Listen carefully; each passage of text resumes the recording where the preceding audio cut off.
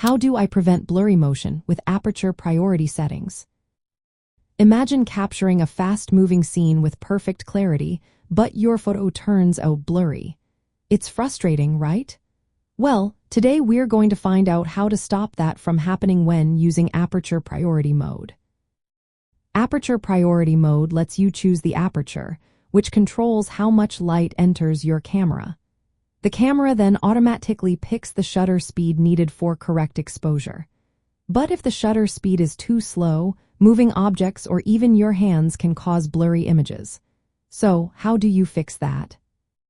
First, you want to set a minimum shutter speed limit. Many cameras allow you to tell the camera not to go below a certain shutter speed. For instance, setting it to 1 to 100 second helps freeze fast motion during the day.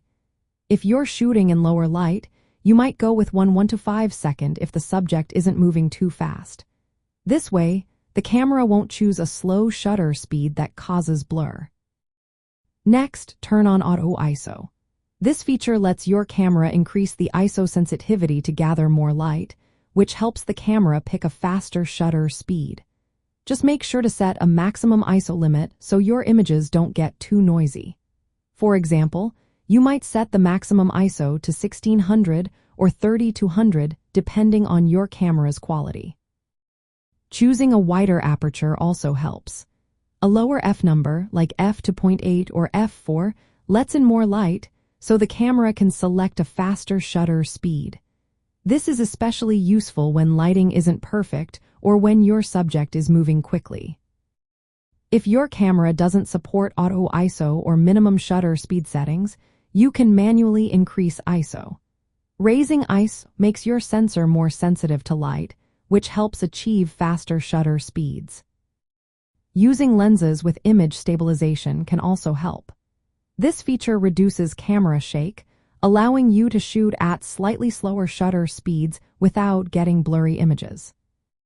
Remember, for very fast subjects like sports or racing, you might need shutter speeds of 1/500 or even 1/1000 second. Aperture priority alone might not be enough unless you control ISO and minimum shutter speed settings. Finally, keep an eye on your exposure.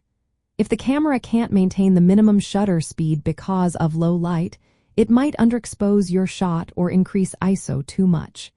Be ready to adjust your aperture, ISO, or switch to manual or shutter priority mode for more control.